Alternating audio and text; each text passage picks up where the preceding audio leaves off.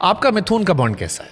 मेरा और मिथुन का रिश्ता मेरी बीवी से भी लंबा है। आई थिंक मुझे मेरा फेवरेट उसका हमेशा रहेगा, दिल संभल जा जरा फिर मोहब्बत करने चला है तू। विलेन के टाइम पे जब मिले थे तो इसे मैंने ये गाना तुमको सोच के ही बनाया, जैसे एक बंजारे को घर। जैसे बंजारे को घर।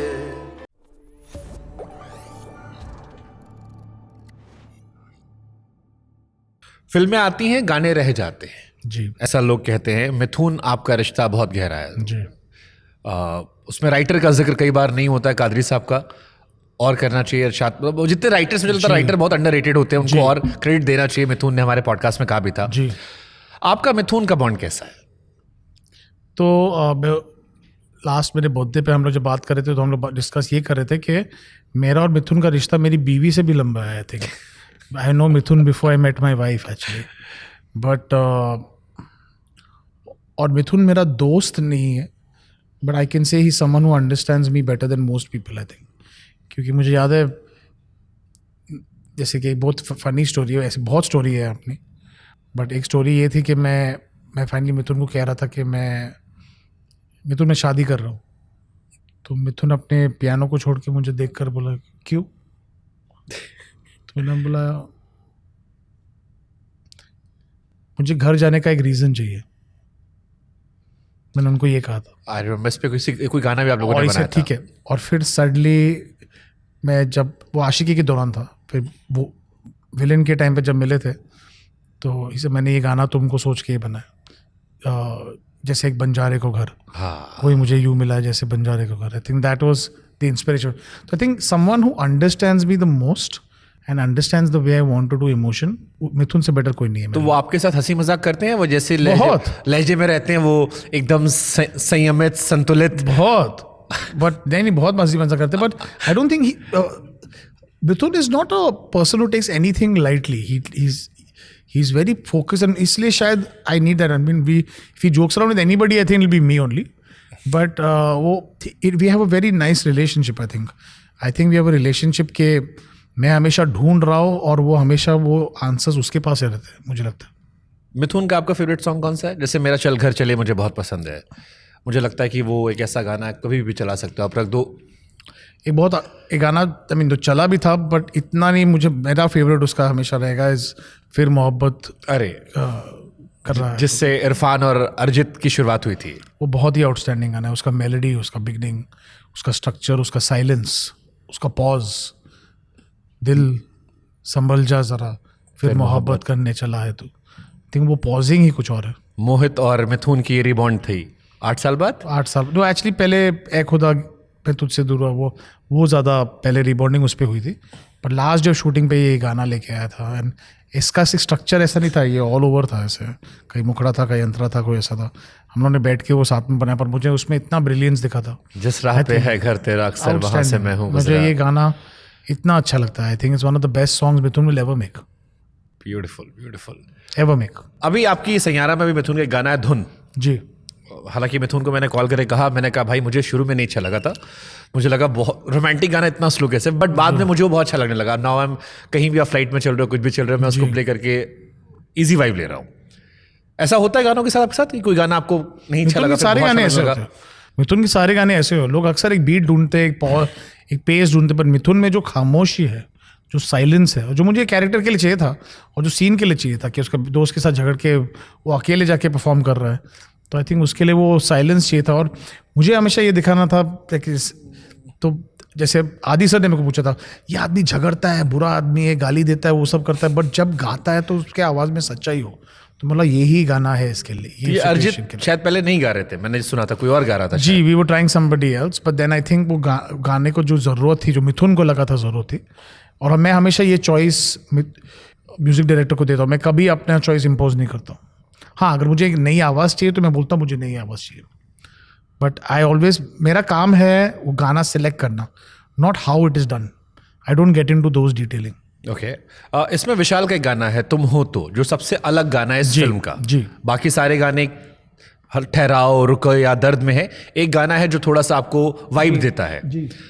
Tell us something about Vishal Mishra, क्योंकि आपने कहा, आपने उन्हें बहुत पहले कहा था वो स्टार बनेंगे। तो मैं विशाल के गाने लेके घूम रहा था, काफ़ी म्यूज़िक कंपनी उसके पास गया भी था।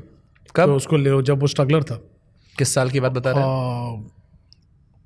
2022 तक, एंड आप ऐसा क्यों कर रहे थे? क्योंकि मुझे उसके टैलेंट पे बिलीव था। ओके मुझे लगा था ये लड़का फटेगा। आई एम नॉट सरप्राइज्ड कि कबीर सिंह के बाद और एनिमल के बाद ही such a big star. I am not surprised at it. In fact शुरू में मैंने जो यूनिवर्सल म्यूज़िक के साथ वायरल करा था उधर उसके काफ़ी कुछ गाने किए भी थे। मेरी वाइफ अक्सर जब हम लोग घर पे है और कभी कभी जब बारिश भी हो जाती है और हम उसको फ़ोन करके बोलते तू गाना गा फ़ोन पे, कोविड की लॉकडाउन के दौरान ऐसा करते थे। See we have so many common. So I because we always believed in his voice and his talent. मैंने विशाल से अपने पॉडकास्ट में 100 गाने गवाए थे। आई थिंक वो गा भी लेगा एक्चुअली। हाँ, तो ही I always believed, but most of them didn't believe in that time, and now when and I love the way even if people didn't believe in him, this man didn't give up. He kept his head, kept working on his work, and it's about one song which suddenly has changed everything for him. That day I went उनके studio गया था तो देखा सारी company के music label बैठे थे।